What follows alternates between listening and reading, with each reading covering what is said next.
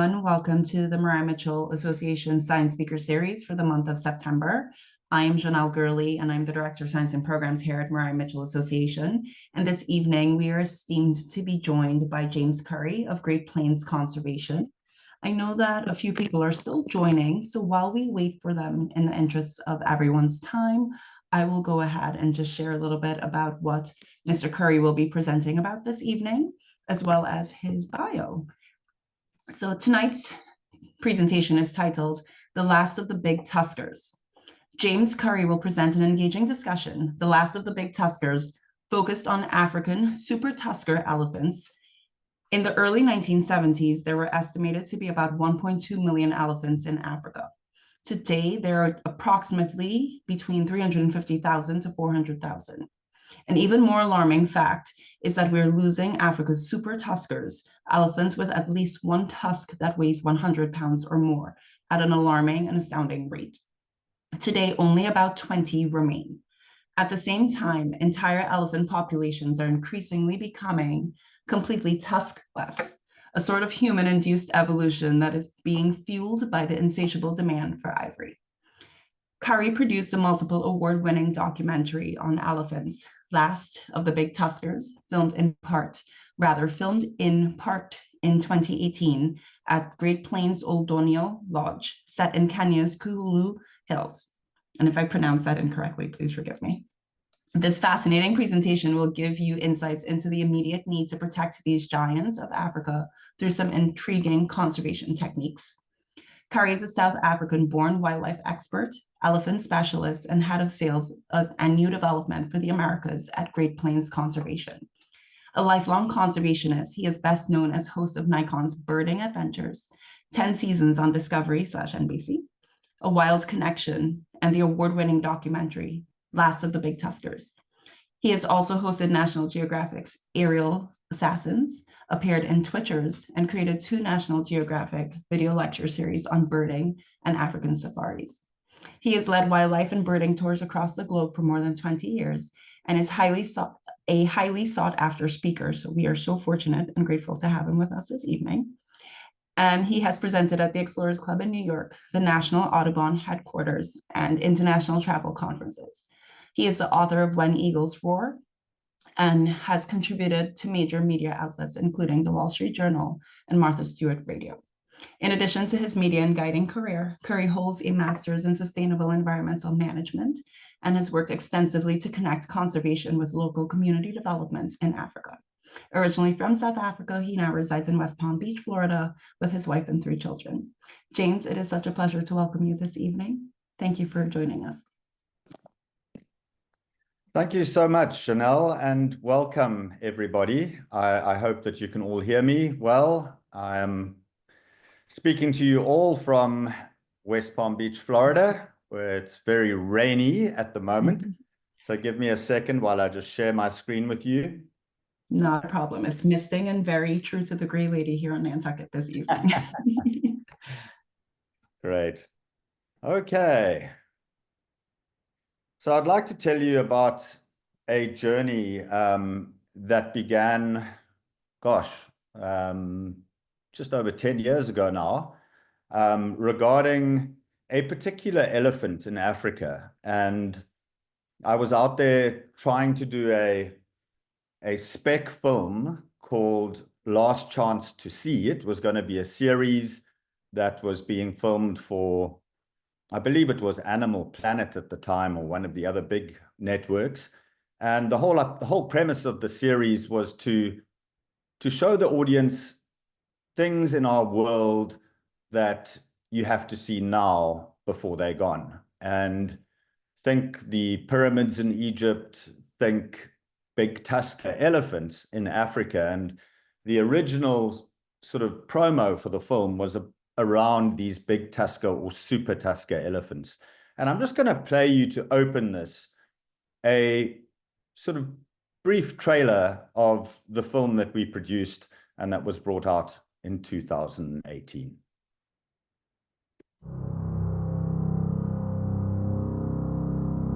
Africa is home to the world's largest terrestrial animal, elephant. but man is threatening the very existence of the species. Elephant with huge tusks are most prized by poachers. Chinese and Vietnamese dealers move ivory by the ton. Custom can check less than 1% of the cargo passing through Hong Kong, and we have already seized 33 tons of ivory. We are losing species. For what? For trinkets, for ivory bangles, for rubbish. Anti-poaching teams find themselves in war zones, and elephant numbers keep dropping. Over a 7-year period, Africa has lost 144,000 elephants. That's 30% decline, driven by the ivory poaching crisis. Super tuskers, elephants with tusks estimated to weigh 100 pounds or more, are becoming almost impossible to find. There were hundreds of 100-pounders 60, 80, 100 years ago. Why do we only have 20 to 30 now? To find out, and to actually see some of the last big tuskers left on Earth, I travelled to Tembe and Kruger Park in South Africa, and Tsavo and Amboseli in Kenya. For the first time, scientists explain the crucial role super tuskers have in elephant genetics. And we meet some of the legends. We've been looking for him all day, and Isilo came to us. Gentle Isilo, aggressive Craig, the approachable Mastulel, elusive Camboyo, secretive Wantan, and the formidable Tim. We see the knife edge of real human-animal conflict. They want to kill him. And we try to help.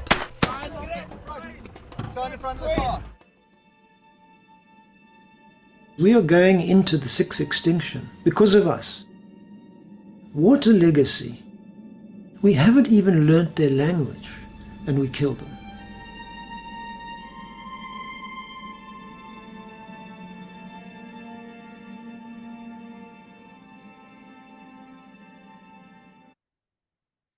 So when I started this film,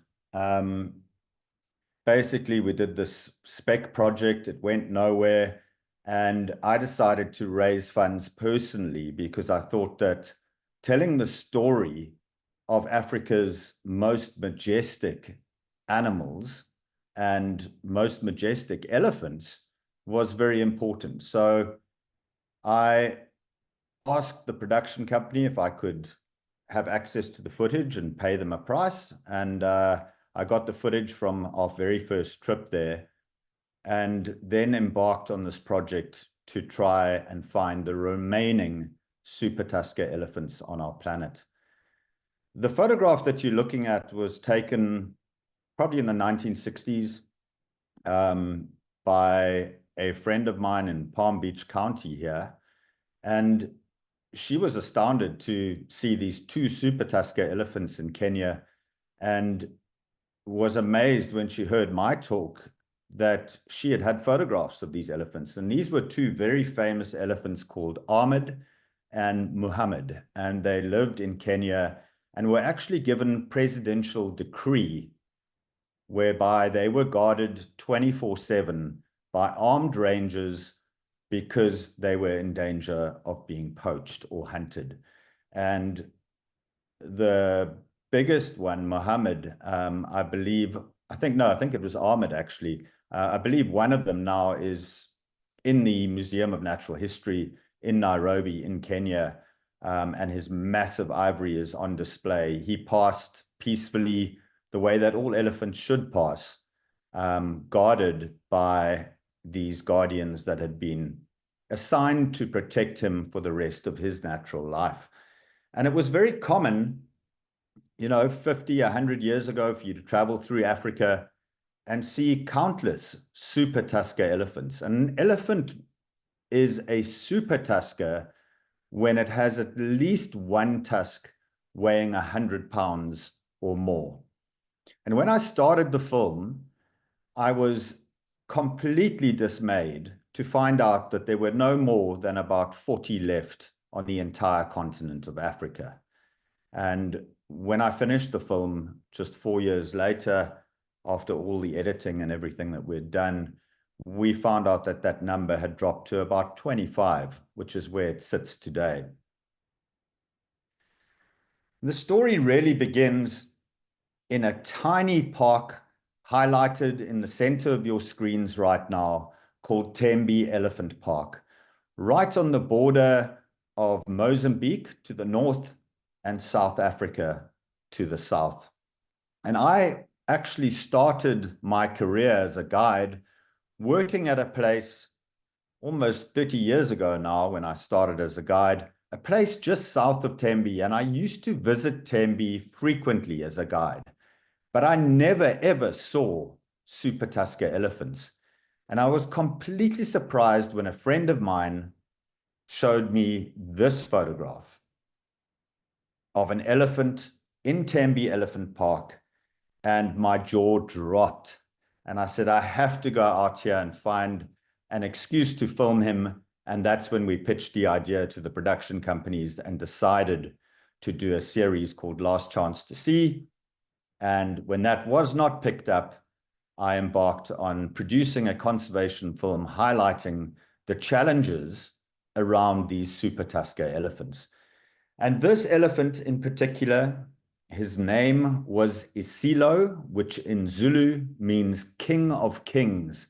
And King of Kings he truly was, because not only did he have the largest ivory in the world, estimated, for an African elephant at the time, but he was also an exceptionally large elephant.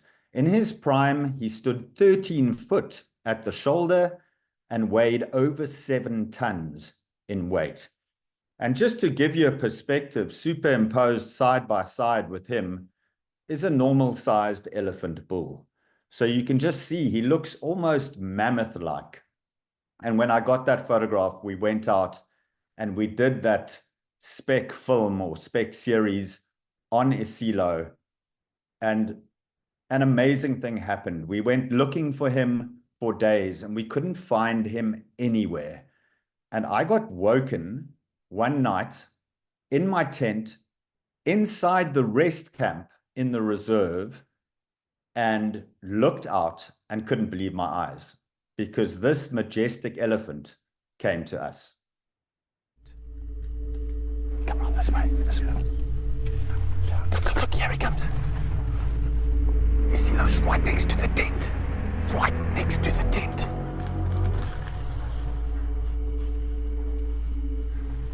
When you are this close, you realize how tiny you are. I mean, he stands nearly 13 feet high. That is more than double my height. And he's 7 tons in weight. There's a massive elephant.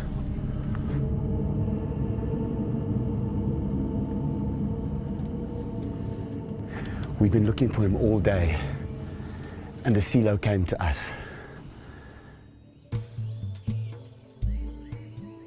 At first light, he was still nearby.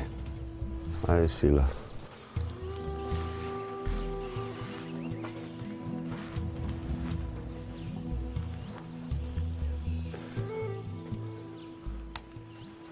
Come. We need to be very careful with this elephant. Look, here he is. He's right behind the corner. Look. Oh my gosh. Even though he's old, he can still be incredibly quick. Amazingly, even though Isilo was fully aware of me, he showed no sign of aggression as he kept browsing. Look at the power of this guy.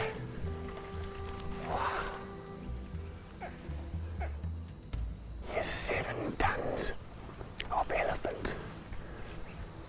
What a magnificent animal. He comes here, he knows there's people here, so he's not here to bother people. So if you come too close to him, he will give you a fright just to say, back off.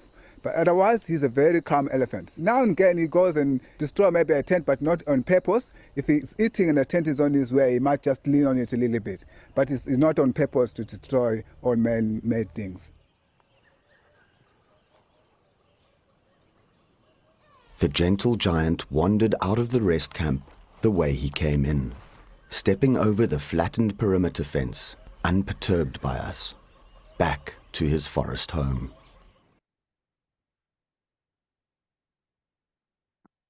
So, unfortunately, what happens with large tusked elephants is that they are the very first target for poachers and hunters, because especially for poachers, because they have to shoot one elephant to get an incredible amount of ivory.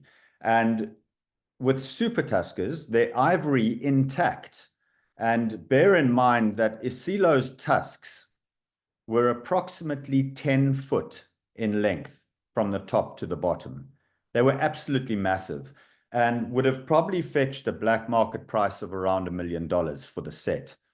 And so tusks and ivory end up in often cases in chop shops where they are chopped up into smaller pieces to make trinkets and bangles. In the case of Chyulu, his ivory would have been destined possibly to stand at the archway to someone's house or something like that. Very valuable, intact. And that footage that you were looking at just now was unfortunately the last footage ever shot of this elephant. He disappeared. My friend Tom Mahamba, who you saw in that video, contacted me and said they could not find his carcass. We searched for quite a long time. We offered to put up a helicopter to look for his remains, but we were refused by the park officials. It was very suspect, and eventually we went and looked for his carcass ourselves, and we found it. And it was less than a mile from the park headquarters, which was very suspicious, and his ivory was gone. The official cause of death was that he died of natural causes, and that poachers simply took his ivory. I'm a bit skeptical of that, and to this day, we have no idea where the largest set of ivory in modern times in the world has ended up.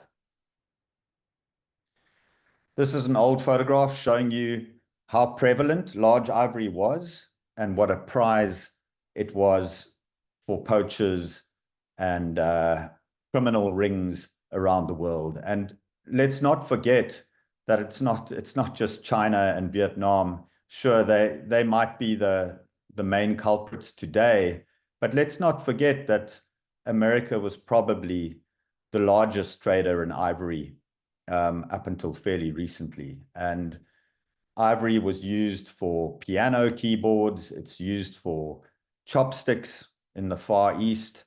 It's got various uses that can easily be replaced with other more synthetic materials. What's even more astounding as we started doing this film was that we found out some really interesting and even more alarming facts. And this is that the incidence of complete tusklessness in African elephants is happening incredibly quickly. And what we're finding out is that if you look at any healthy elephant population that hasn't been hunted, the incidence of tusklessness, in other words, having no ivory whatsoever in a healthy elephant population, is around 3 elephants per 100. So around 3% of the population. What we're finding out now, after doing quite a bit of research, is that in certain places in Africa, this is rising at an astonishing rate. In Queen Elizabeth Park in Uganda, 30% of the elephants there are completely tuskless. In Gorongosa in Mozambique, that number is around 66%. And in Addo Elephant Park in South Africa, the number is over 90%. And this is an image of African elephants drinking at a watering hole in Addo Elephant Park. And you can see none of those elephants have ivory. And what it means for elephant populations is that it's very difficult for them to survive. They can survive. It's like a population of humans walking around with one arm or missing a limb. You can survive, but it makes your life very difficult. Elephants use their tusks to dig for water in dry seasons. They use their tusks to protect their babies from predators. They use their ivory to strip bark from trees and to dig for roots that are very important for their survival in terms of getting vitamins and all the other nutrients they need to survive. So essentially, what's happening is that populations of African elephants are now becoming handicapped. During our filming, we went to try and find out how many super tuskers remained in other parts of Africa. And the main stronghold for super tusker elephants in the world at the moment, although Tembe elephant does have big tusker genes, Tembe Elephant Park, it's got such a small number of elephants. Only about 250 elephants reside in that park. And they've been cut off from other elephants because they are the last remaining herd in that part of Southern Africa. And the biggest prevalence of super tuskers right now lies north of where Tembe is, in a place called Tsavo and Amboseli. And Tsavo has traditionally been an incredibly difficult area to hunt in. It's vast, it's one of the largest national parks in Africa, and there's a lot of thick bush for elephants to hide. There are also a few remaining super tusker elephants in Amboseli National Park, right close to the border of Tanzania and very close to Tsavo. And this footage was taken of two wonderful super tuskers, one of whom has now sadly passed. His name was Tim, and his younger cohort called Craig. Tim, now the largest of the remaining tuskers in Amboseli, was recently fitted with a radio collar. He knows we are here. His askaris have warned him, and he hides his tusks. This behavior has been widely reported by scientists. It's as if the tuskers know the danger of exposing their ivory to humans.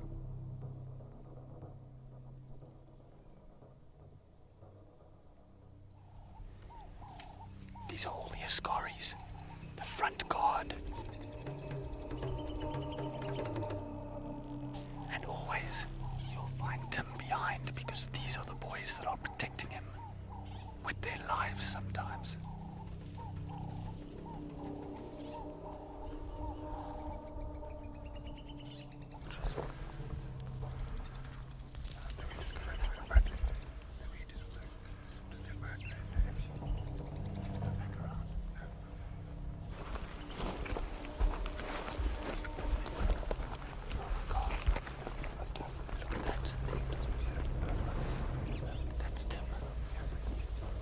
Size of those tusks. That's huge. Wow. This is your first time to see them. Yes. This is your first time to see them. Incredible. This one. This is Craig. The second one. We call it Craig. This is a very, very nasty elephant. Very harsh. Wow. With no more than 25 big tuskers alive today, it's a huge privilege to see Tim and Craig together. Tim is substantially larger and appears almost mammoth-like. Craig, younger and quite edgy, is already a 100-pounder, with the potential to grow into a truly massive super tusker. But they are both in danger. They are miles outside the protective boundary of the park. It's not hard to understand why these elephants have become crop raiders. This part of the park is unfenced, and a concentration of succulent irrigated crops just nearby would be hard to resist in these drought conditions. So that was the wonderful Tim and Craig.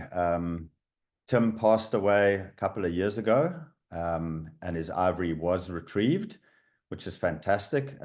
He had, throughout his life, he had sustained many injuries. He'd been speared, he had been shot at, he had been harassed many times, but he survived and eventually died of natural causes. This particular group, and when we say ascaris, it's really fascinating to look at how valuable these big tusker elephants are, not just because they're magnificent and they look beautiful and they've got this huge ivory, but also because of the role that they play in elephant society.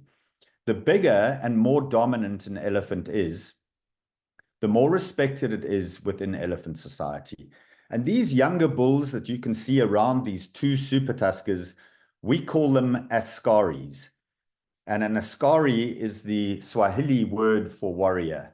And basically what these young bulls do is that as these big, huge super tusker elephants get older in life, they begin, like all of us, to lose their sense of hearing.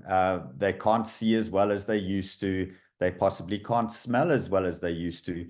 And these younger bulls guide them until their very last days. And depending on how revered a particular elephant is in a herd, it will be assigned sometimes more than one askari. As in this case, you can see these magnificent bulls were assigned 3, 4, 5, sometimes 6 askaris to protect these old bulls and guide them through the rest of their days. And it's very difficult as conservationists and scientists for us to anthropomorphize or to put human qualities onto animals. There's a danger in that. But I am a firm believer that in return for this service that they offer these old, majestic bulls, these bulls in return pass on to these younger bulls their knowledge of the environment, their knowledge of how to act in elephant society. Elephants are incredibly sentient beings. They are very self-aware, and they are very, very intelligent and have memories probably better than us. So it would make sense that these younger bulls get something in return from these older bulls. And hunters will make the argument that the older of a species does not have value anymore. We can take out an old elephant bull because he's beyond his breeding prime.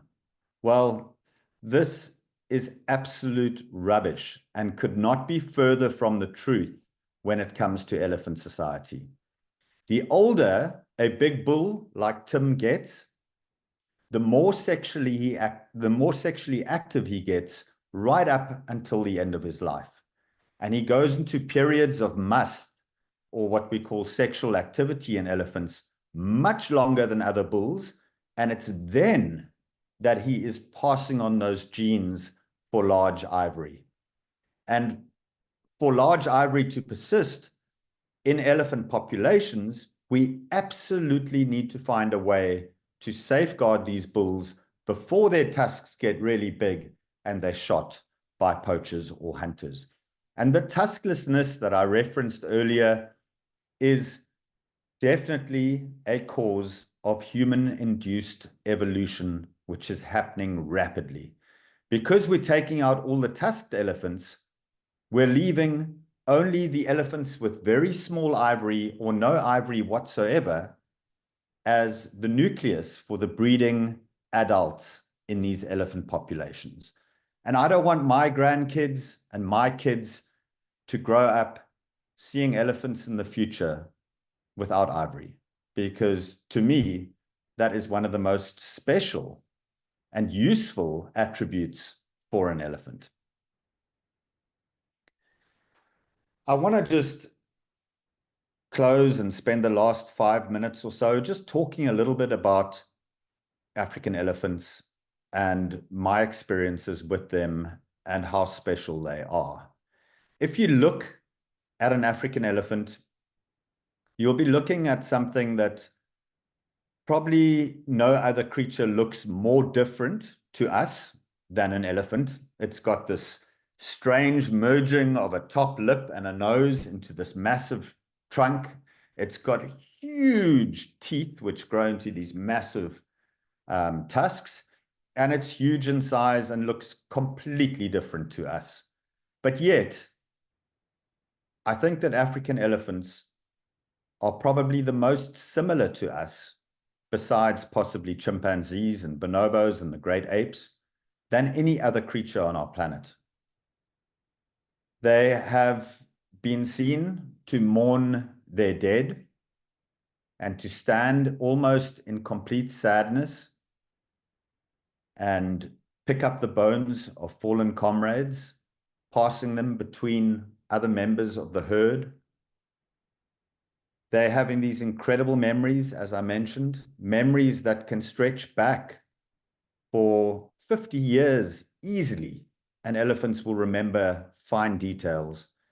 And matriarchs, which are the cow elephants that lead an elephant herd, will learn that knowledge passed down from their mothers or the matriarchs before them. They're very protective of their families. Seeing a mother elephant with its baby calf, it'll do anything to protect it. It's really heartwarming to see elephants with their young. They also are one of the few animals on our planet that are completely self-aware. And the way we test for self-awareness in animals is that we place a colored dot or like a paint, a bright color like pink or something like that, and we show that creature a mirror or a reflection of itself. And if the animal tries to wipe off that dot off their forehead, then that depicts self-awareness. Now, there are very few animals on our planet that are self-aware or that have demonstrated this to scientists. And they are the great apes, bonobos, chimpanzees, orangutans, and gorillas. Our closest living relatives are in that group. And then the cetaceans, which are whales and dolphins, and they did that in aquariums where they placed waterproof paint on a dolphin or a whale's forehead, and it would try and rub it off onto the aquarium glass. If you have to show that dot to a baboon or a vervet monkey and show it a mirror, it's not going to try to take that dot off. It has no idea that what it's looking at is its own image. And the only other creatures besides the great apes and the cetaceans that demonstrate this are elephants.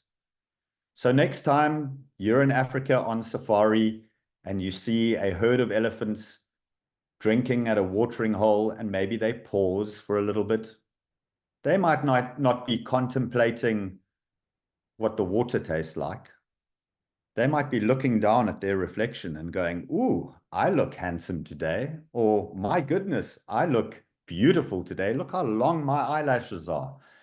So they really are these very, very special animals. And I call them people sometimes because I believe that elephants are so similar to us, but they have our best characteristics and they leave our worst characteristics behind. They don't get involved in politics and complete nastiness, and they don't start wars, but they have a lot of our good qualities. And that's what makes elephants so incredibly special.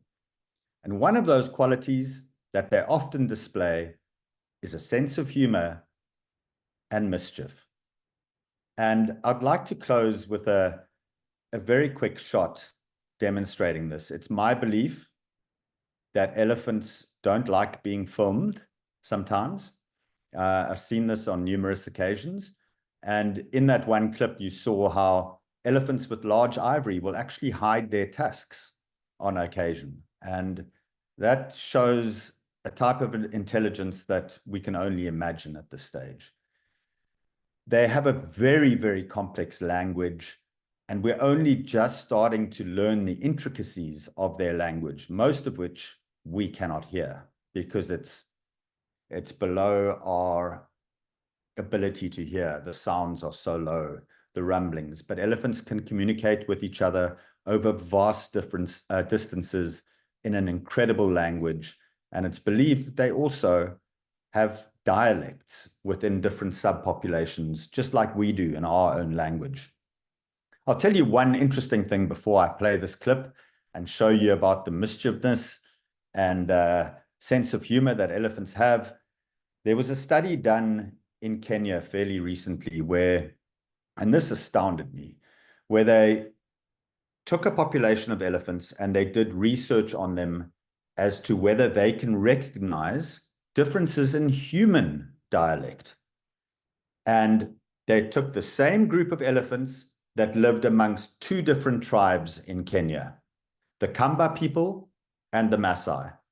Generally, the Kamba live in harmony with elephants. They don't harm them. They live amongst them and they don't kill them. The Maasai, on the other hand, definitely come into conflict with elephants on numerous occasions because elephants raid their crops, threaten their villages, etc. And they will aggressively defend their families and their crops and their livelihood from elephants. And what these researchers did is the same group of elephants that lived amongst these two tribes of people, is they played the voices on a loudspeaker of the Kamba women and children playing and talking. And the dialects are very similar between Kamba and Maasai. And there was no reaction from the elephants. They then played the sound of Kamba men and their voices, and there was no reaction from the elephants. They then played the sound and the talking and the dialect of Maasai women and children. No reaction from the elephants. But when they played the talking and conversing of Maasai men, the elephants descended into panic, ran away, and disappeared on multiple occasions. And it's amazing to me, the one gentleman in the clip, the opening clip that I showed you tonight, said something very profound. We haven't even learnt their language, and yet we kill them. And I want to end off on a positive note here because we are doing very important research right now at some of our camps on big tusker genetics and how to protect these large elephants and isolate the gene for large ivory so that we can do, from an elephant's dung or droppings, do some testing, find out if he has the gene for large ivory, and then protect, maybe collar that elephant, let him go, and protect that elephant until he develops those really large tusks. And we can then use those elephants to ensure that we don't have populations of African elephants across Africa with no tusks whatsoever, but we also preserve the majesty of these magnificent creatures. The clip I'm about to show you features Tim, the elephant that I just showed you in a clip now, where he would walk out of Amboseli and go into the communities and raid the crops. And he did this every afternoon, raided the crops under cover of darkness, and then returned to the safety of the park. And so we set up two tiny cameras on either side of the path that he always followed. And we knew that if we set up these cameras, we were going to get him and all of his askaris passing right through the middle of those two cameras. And I said to you earlier, elephants have a sense of humor. They can be mischievous at times. And I think these two clips demonstrate it. So I'm going to show you the two camera clips either side with the elephants coming. And I thought that they would walk right between the cameras.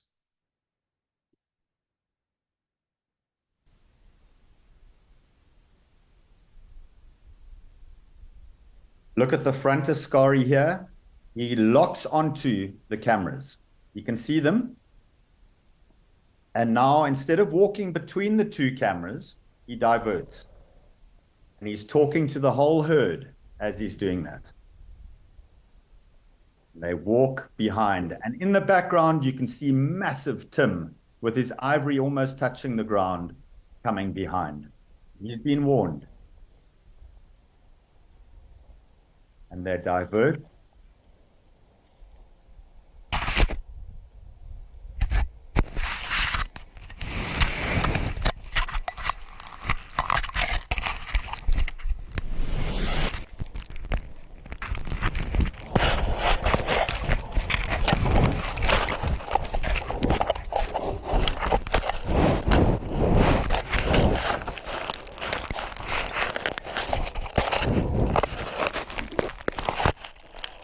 they flew our cameras. If you've ever wondered what an elephant's mouth looks like from the inside, there you go. They played football with them. They kicked them. They stomped on them. They passed them between each other and carried them further.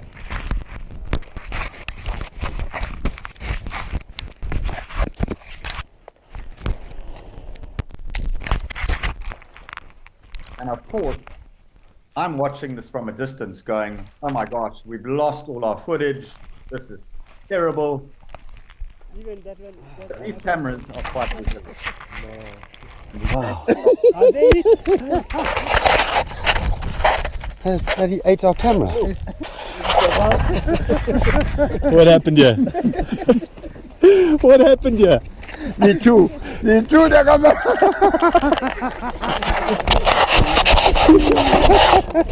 Tell me what happened. Oh dear. They chewed the camera, really, to be honest. They took it for how far? 100 meters. They said, why this thing?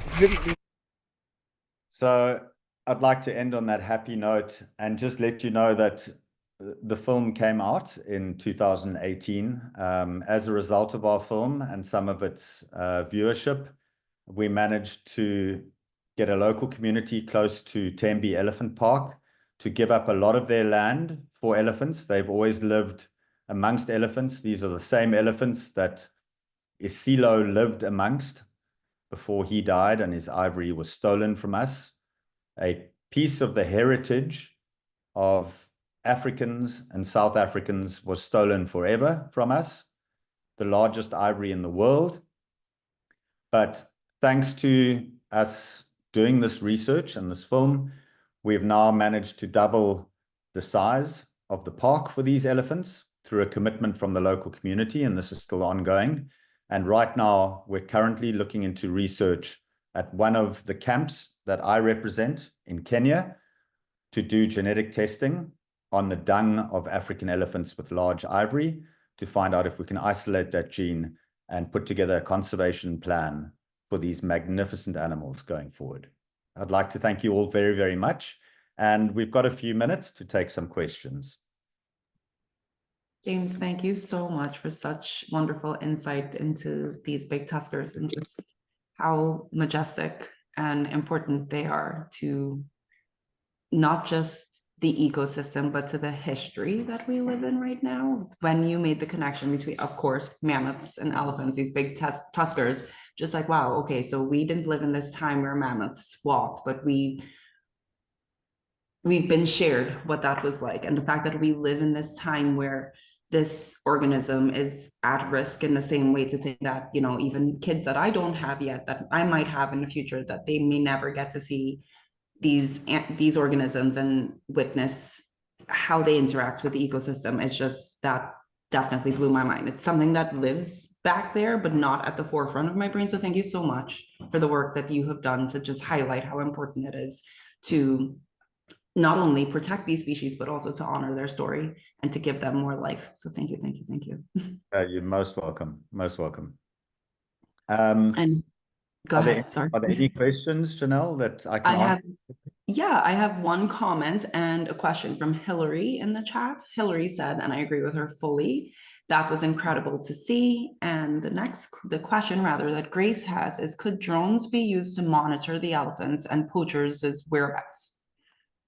Absolutely. And this is starting to happen quite a lot. So yeah, drones are very valuable and very useful because helicopters, they're so loud, poachers know when they're coming and they hide.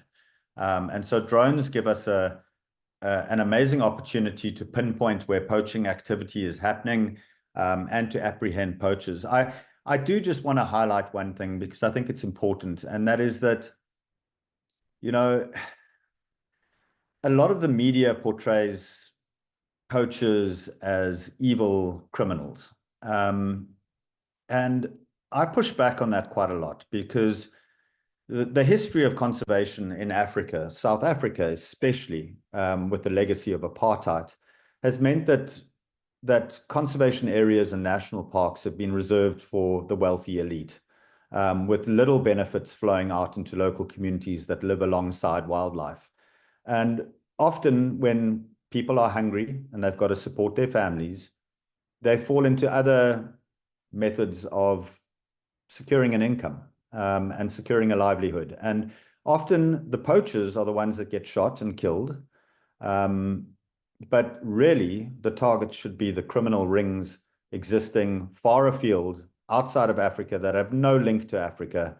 Those are the people we should be going after, and not the poachers that are trying to support their families. And while I still find that, yes, there need to be strong crimes, strong penalties for poaching crimes, absolutely.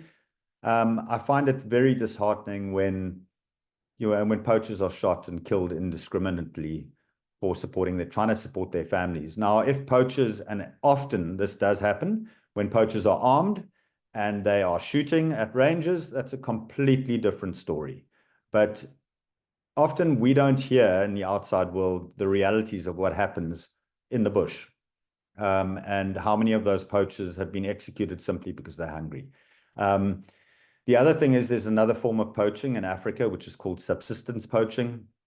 And that, to me, it can be quite a big problem because poachers set snares, and elephants sometimes get their trunks caught in snares. And the only way they can get away is by actually having their trunk cut off. It's very painful for elephants. Lions sometimes die in those traps. And often they're just targeting antelope for food, to support their families. And this is where I think we need to be a little bit careful in placing all the blame on poachers that come from African communities. The blame should really be laid at the doorsteps of the people that are supporting the trade in ivory, the illicit trade in ivory, simply to make themselves richer or to have a status symbol. These are the people we should really be going after. Thank you. That is an excellent point for consideration. I would agree. Grace follows up with, how often are these ivory syndicates prosecuted? Are others up the food chain of poachers caught? Is that something that's common? Yeah, unfortunately not as common as it should be. Just at the time of us releasing this film back in, I think it was 2018 or 19, we had great success because Hong Kong actually passed a ban on ivory imports. And that was a huge victory. We then have had a lot of other great ambassadors for African elephants. There was a great Chinese-American basketball player called Yao Ming, I think his name was, very tall guy, who did incredible work amongst the youth of China, highlighting the fact that because China is so cut off from the rest of the world in terms of access to facts and good media, a lot of the people did not know that elephants actually died for their ivory. They thought it was just like a sustainable resource. And he did a lot of work with the youth, educating their parents that the ivory chopsticks that they're eating their Chinese food with actually came from a dead elephant. And that was very successful, getting the youth movement on board in China. And people are people, no matter where they are in the world. And you can't place blame on the Chinese. I place more blame maybe on the government for maybe not doing more to educate the population on what happens with elephants and ivory. But to answer your question, yes, there have been significant arrests of high-level, top-level syndicates around the world, but it's very, very difficult. And the reason it's so difficult is that these syndicates keep changing their ivory routes, and they will have a route that goes up the eastern spine of Africa and then gets into the United Arab Emirates and then gets to Vietnam or wherever. And then they'll change it completely and it'll go completely in another direction around the globe. So they're very, very resourceful, and there's so many different layers in the ivory chain that very few people know who the top people are. And so even if you arrest the poachers and then you arrest the middlemen and then you arrest the trader, there's still a guy right at the top, and they maintain their silence. So it's very difficult. What we have started doing is placing trackers in ivory tusks, where we can track it to the source. And that's where we've had the most success. But here's an interesting little piece of nugget of information for those on this call, especially if we're all American on the call. And I am South African, but I live in America and I've been here for 20 years now. But it's very interesting that they found out that a lot of the terrorism affiliated organizations in North Africa, like Boko Haram, Al-Qaeda, ISIS, all those terrible terrorist organizations, a lot of them are funded through the ivory trade. A lot of the evil that they do around the world is funded through ivory. And they've managed to do that by finding out where that ivory goes and where it ends up. And there's a great movie done on this called The Ivory Game, for anybody who's interested, that actually it's kind of like investigative journalism, where they managed to track ivory all the way to the source and found out that it's a nasty business. It's not just about ivory, but it's also about funding terrorism around the world. Thank you, James. I have a question for you. Well, and of course, everyone in the chat, if you have any questions at all, please go ahead and pop them in the Q&A section. Just to shift gears a little bit, maybe a little bit more positive note, not to deflect. But apart from Tim, are there any of the big tuskers you've encountered in the wild that their story has really stuck with you and imprinted upon you? And if so, other than Tim, why was that? Yeah, Chyulu is my favorite. I have a massive tattoo of him all the way down my arm. Some people might like, some people might not, but it's personal to me. He was a fantastic elephant. But of the elephants that remain, there's an incredible elephant at a lodge called Old Donyo Lodge. That's Oldonyo. He frequently comes and drinks right from the lodge. His name is 1 Ton. He is featured in the movie, but I filmed him way back in 2015, 16. He's even bigger now. He's got massive ivory. And he's also a very gentle elephant. He's very relaxed around vehicles and people. He actually drinks from the swimming pool very often, and guests can watch him slurping from the swimming pool at night. He's a fantastic elephant, and he's often on the live camera. And those of you that might want to look at that, just Google Old Donyo, Oldonyo, live camera. And if you log on in the mornings here, our time in America, you'll often get to see him coming in during the heat of the day to the watering hole, drinking with his askaris or his guardians. And there are other super tuskers there as well. So he's a very special elephant. Why he's called 1 Ton, I still have no idea, because he definitely weighs about 6 tons. So I have no idea why he's called 1 Ton, but he is a true super tusker elephant. And I would say his one tusk probably weighs about 125 or 130 pounds. So he's a really, really big elephant. Perhaps he got his name when he was formerly 1 Ton. Maybe when he was a baby, someone named him. Definitely. How can everyday people who may never see a tusker in the wild, how can we make a meaningful impact for their protection and preservation? There's a number of organizations. My favorite for big tusker conservation is an organization called Tsavo Trust. And that's TSAVO TRUST, Tsavo Trust. And they are doing the most impactful work around protecting these super tusker elephants. They do aerial surveys almost daily. They collar them. They make sure they're protected. If they go outside of the national park, they try to bring them back into the park. And they're also addressing human-wildlife conflict, but in a really good way.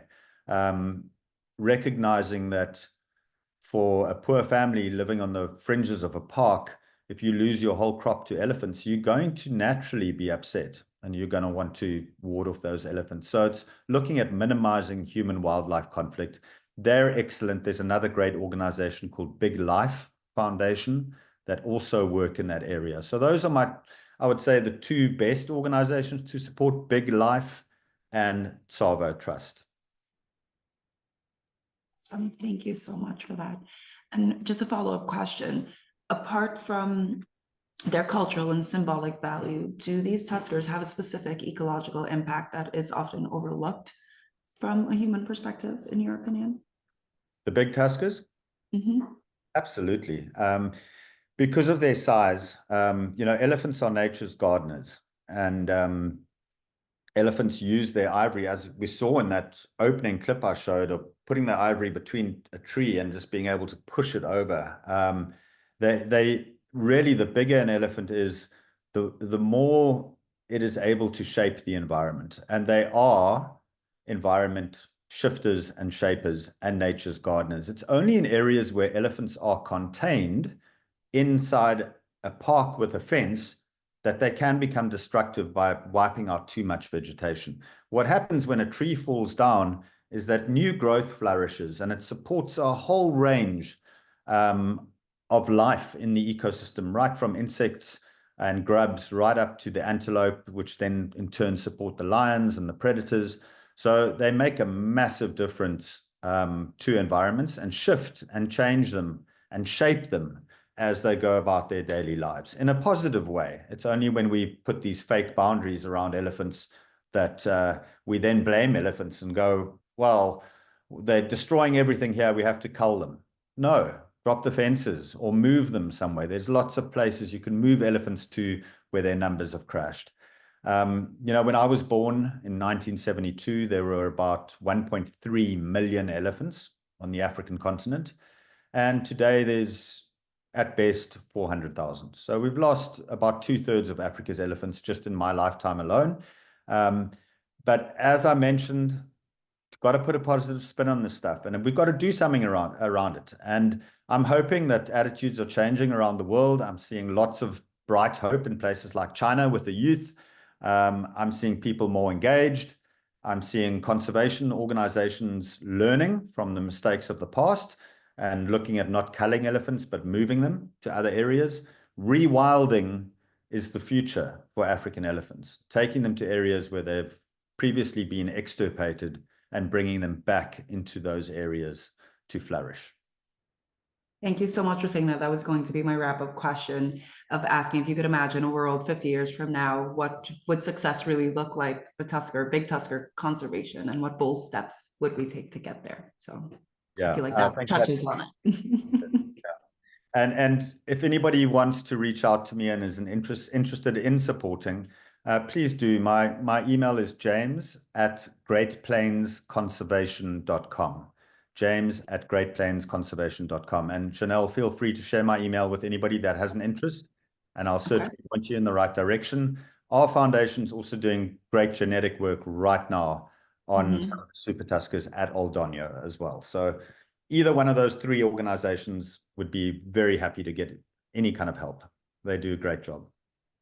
Amazing. James, thank you so much. And someone who wanted to remain anonymous said, thank you for your talk, dedication, and work to preserve and honor these majestic beings. And I've been very privileged to meet one elephant in my life when I was in Bali almost 10 years ago. And the connection, how do I describe it? It's a very spiritual connection to have with these animals, of not for the first time, just seeing them and how majestic they really do present in the tangible, but just how they really do stare into your soul. And the only way I can describe it is a spiritual soul connection. And it is so imperative that we continue this work to protect and preserve them and conserve them, really. So thank you for all the work that you all do. And any support definitely goes a long way, for sure. Of course. And thank you, everybody, for listening. We appreciate it. Thank you. Well, thank you, James, so much for your wonderful presentation, as well as raising awareness for the last of the big tuskers. And when we wrap on this call, what we typically do, if you are not familiar as a patron tonight, we will send out the recording to everyone who registered for the webinar, and I will include your email address in there, James, if that's okay with you. Brilliant. Perfect. Thank you so much, Janelle. Thanks for organizing. Of course. Bye-bye, everyone. That concludes our science speaker series for this evening. Again, thank you to James Currie, and thank you to Bank of America, who's our lead sponsor for our science speaker presentation. And with that, I wish everyone a wonderful evening. Thank you so much. Thank you. Bye-bye.